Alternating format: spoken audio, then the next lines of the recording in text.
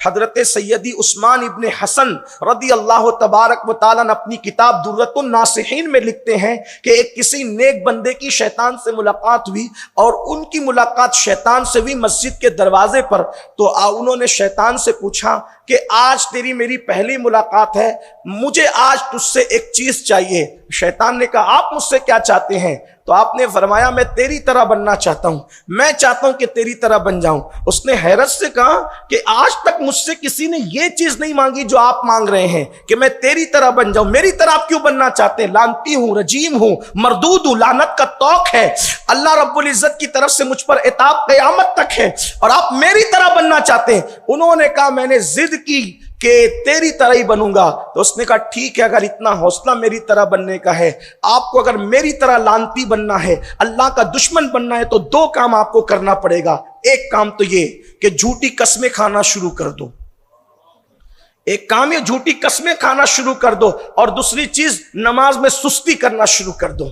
علامہ عثمان ابن حسن کہتے ہیں کہ شیطان نے کہا اگر میری طرح بننا ہے تو جھوٹی قسم کھاؤ, نماز میں سستی کرو, پھر جیسا لعنتی میں ہوں ویسے لعنتی تم بھی ہو جاؤ گے. انہوں نے کہا اللہ کی عزت کی قسم, اب مجھے پتا چل گیا کہ مردود کس وجہ سے ہوا جاتا ہے. اب میں مر جاؤں گا لیکن کبھی جھوٹی قسم نہیں کھاؤں گا اور کبھی نماز میں سستی نہیں کروں گا. تو شیطان نے کہا افسوس, اس طرح مجھ جیسے مکار سے مکر کر کے کسی نے کبھی نصیحت حاصل نہیں کی. اب میں بھی قسم کھاتا ہوں کہ میں کبھی کسی مسلمان کو کوئی نصیحت نہیں کروں گا. آپ اندازہ کریں, اس سے پتا چلتا ہے, اللہ اکبر, اس سے پتا چلتا ہے کہ جھوٹی قسم کا وبال کتنا ہے. لیکن آج کل لوگ تو جھوٹی قسم کو گناہ سمجھتے بھی نہیں. اللہ اکبر. مجموع الزوائد میں حدیث موجود ہے کہ اللہ تبارک و تعالیٰ فرماتا ہے مجھے قسموں کا نشانہ نہ بناؤ, اگر کوئی جھوٹی قسم کھائے میں اس کی 7 پشتوں پہ لعنت کرتا ہوں. جھوٹی قسم. اور آج ہمارے معاشرے کے اندر اس کو کبھی سمجھا ہی نہیں جاتا, گناہ ہی نہیں لوگ سمجھتے ہیں اور جھوٹی قسمیں کھائے جا رہے ہیں. بلکہ قرآن کو لوگ بیچ میں لاتے ہیں. 50 100 200 1000 5000 کی بات پہ لوگ کہتے ہیں اٹھاؤ قرآن شریف, اٹھاؤ.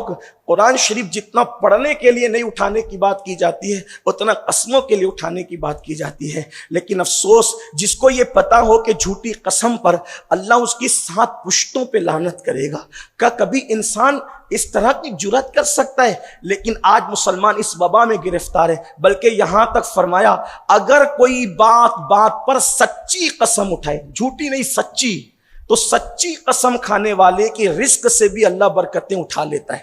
سچی قسم. اس لیے جب تک عزت پر بن نہ آئے, جب تک جان خطرے میں نہ ہو جائے, یا جب تک دین خطرے میں نہ ہو جائے, جو فقہا نے بتایا ہے مجبوریاں, جس کو شرعی مجبوریاں کہتے ہیں, حرج کہتے ہیں, جب تک اس میں نہ پڑ جاؤ اس وقت تک قسم کھانے کی بات نہ کیا کرو. اس لیے کہ یہ بھی جہنم کے راستوں میں سے ایک راستہ ہے. مزید گفتگو بے ادبی سے بہت قریب سمجھتا ہوں, اور وقت کو سامنے رکھتے ہوئے جن گناہوں کا تذکرہ مجھے کرنا تھا میں اس کو کسی اور موقع پر ڈالتے ہوئے اپنی گفتگو کو یہیں پہ مکمل کرتا ہوں.